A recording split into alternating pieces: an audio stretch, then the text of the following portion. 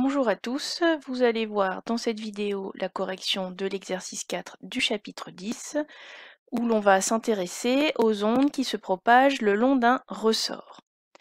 Donc tout d'abord, je vous ai donc remis l'image que vous aviez dans le document de l'onde qui se propage dans le ressort. On voit que c'est une onde de compression-dilatation.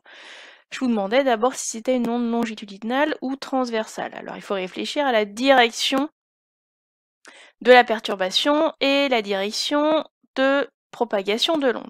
Alors la perturbation, qu'est-ce qui se passe?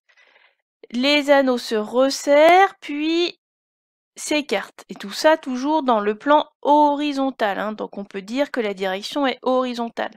Alors je mets une flèche qui pointe vers la droite, ça ne veut pas dire qu'il bouge que vers la droite, il bouge gauche-droite, mais ça vous donne la direction, c'est juste horizontal. J'aurais juste pu mettre un trait, ça aurait pu suffire.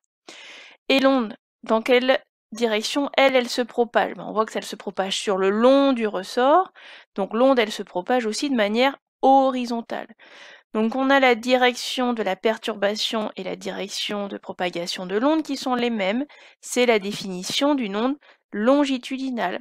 La direction de la perturbation est la même que la direction de propagation de l'onde, c'est une onde longitudinale. Ensuite, je vais vous demander ce que représentaient ces 12 cm ici. Alors si on regarde le schéma, qu'est-ce qu'on voit? On voit déjà c'est une distance, c'est en centimètres, mais c'est la distance entre deux zones consécutives où les ressorts sont serrés.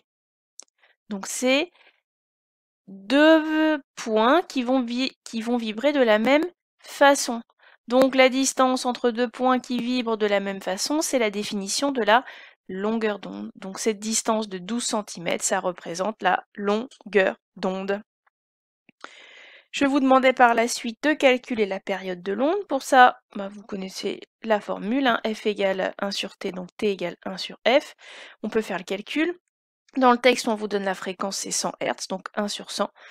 Et donc, vous faites le calcul à la calculatrice, vous trouvez 1,00 fois 10 exposant moins 2. Pas de 0, pas de 0,0.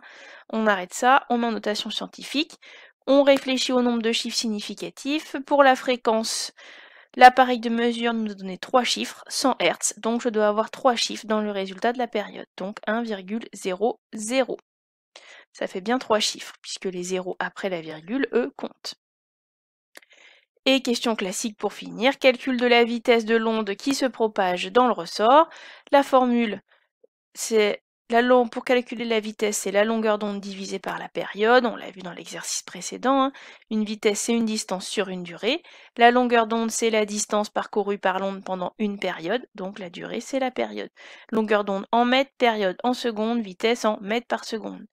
Si je fais le calcul, donc lambda, on vous dit, c'est 12 cm.